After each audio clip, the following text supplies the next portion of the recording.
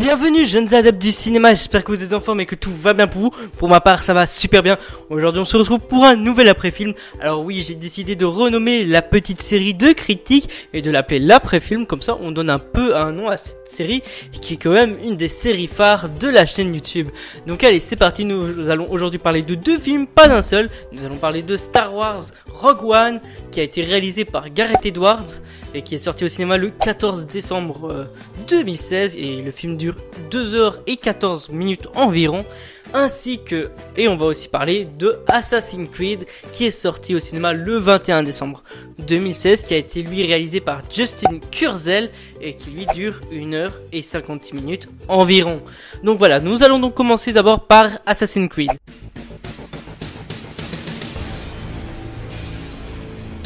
Alors, qu'est-ce que j'ai pensé de ce fameux Assassin's Creed que j'attendais depuis longtemps?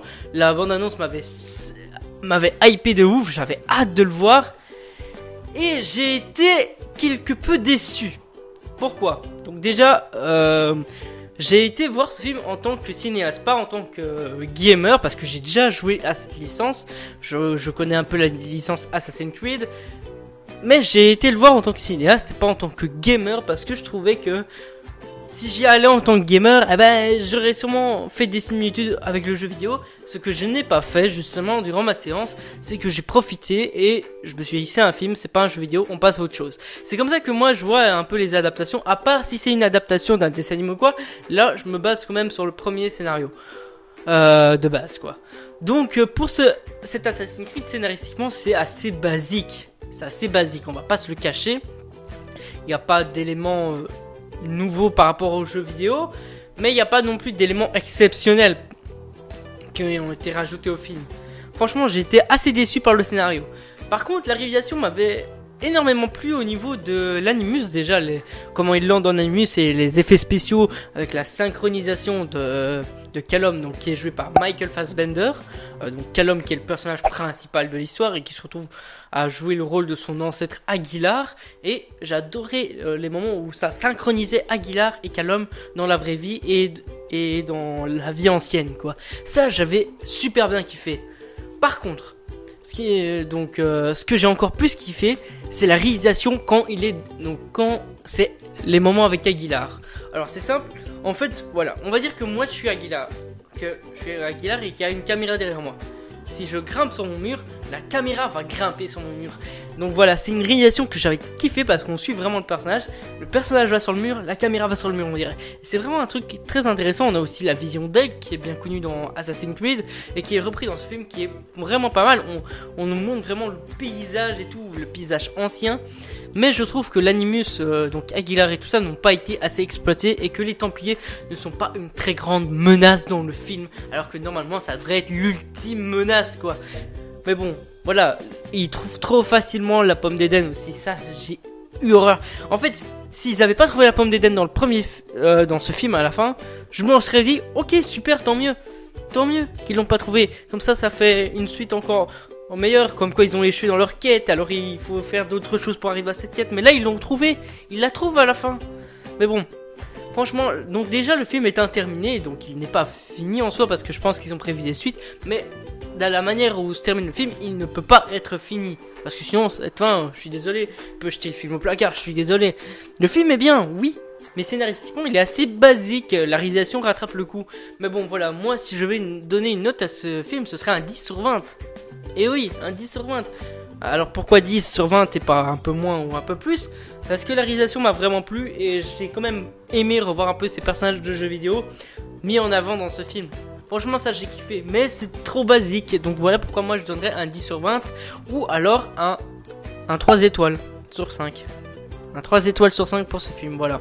Parce que j'ai décidé de maintenant noter les films en étoiles. Alors maintenant nous allons donc parler de Star Wars Rogue One qui a été donc réalisé par Gareth Edwards.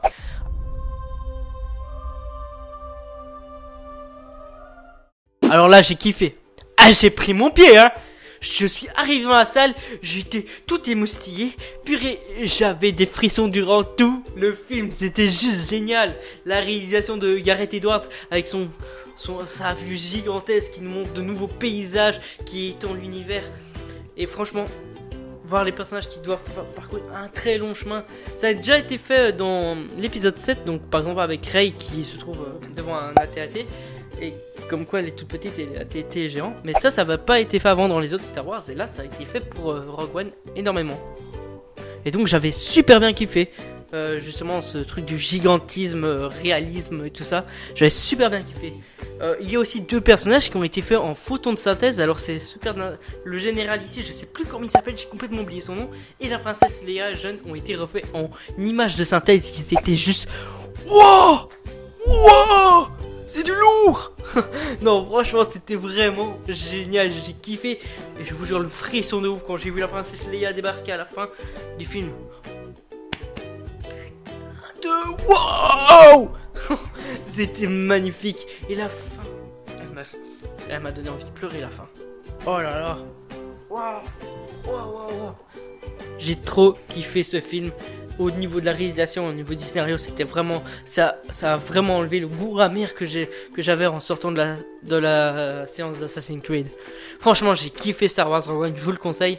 Franchement, moi, j'ai hâte de le revoir justement en DVD. Voilà, j'ai hâte. De toute façon, et moi j'ai déjà décidé que moi j'allais intercaler le spin-off, c'est que je le mettrais entre l'épisode 3 et l'épisode 4 en DVD, donc entre les épisodes 3 et 4 parce que c'est vraiment la suite de l'épisode 3 et l'épisode 4 suit vraiment le film Rogue One. Le film s'arrête sur justement quand il récupère les plans de l'étoile de la mort, donc l'étoile noire, et là Star Wars, donc le quatrième épisode donc, de la première trilogie, donc pas la prélogie, donc avec Luke, donc la première trilogie avec Luke Skywalker. Rogue One, la fin de Rogue One, c'est vraiment la suite, c'est la directe suite de l'épisode 4. Et ça, j'ai vraiment kiffé. Je sais pas pour vous si vous aimez Star Wars ou pas, mais moi je kiffe cette licence depuis longtemps. Et franchement, j'ai déjà hâte d'aller voir Star Wars 8. Donc l'épisode 8 de Star Wars en décembre 2017. C'est bien, c'est dans 12 mois, hein. 12 mois, attends, purée, mais je vais mourir, moi. Non, mais franchement, il y a énormément de films intéressants qui sortent dans les salles bientôt. Par exemple, nous aurons en février le 50 nuances plus sombres. On aura aussi bientôt quelques minutes après minuit, La Belle et la Bête. Franchement, ça, c'est des films que j'ai trop envie de voir. Surtout La Belle et la Bête, j'ai vu sa bande-annonce. Mais waouh, elle a l'air trop stylée. Le film a l'air de respecter tout. En plus avec comment ça s'appelle, Emma Watson, celle qui a joué Hermione dans Harry Potter. J'ai trop kiffé. Ah, j'adore la bande-annonce. J'ai vu la bande-annonce, j'ai fait oh, je veux voir le film. Je veux le voir. Il y a aussi quelques minutes après minuit qui a l'air exceptionnel comme film, que ce soit surtout au niveau scénaristique, ça a l'air exceptionnel, et la réalisation et les effets spéciaux aussi. J'ai trop hâte d'aller le voir. Bon, voilà, j'en ai un peu rajouté sur les films qui me plaisaient d'aller voir. Je vais peut-être vous faire une petite vidéo, une sorte de top 5 ou top 10 des films que j'aimerais voir en 2017. Bah dites-moi, je vais le faire justement, je vais le faire et on verra ce que ça pourra donner, hein. Bah moi j'espère que cette petite critique d'après-film vous aura plu sur Assassin's Creed et Star Wars. Bon, alors pour Star Wars je lui donne direct un 5 étoiles, j'enlève rien du tout, c'est vraiment magique comme séance, j'ai kiffé. Voilà, 5 étoiles pour Star Wars, 3 étoiles pour Assassin's Creed. À vous d'en juger, si vous n'avez pas vu le film, n'hésitez pas à aller voir. Et sur ce, je vous dis donc à bientôt. Tchuss, prenez soin de vous et bon film à vous.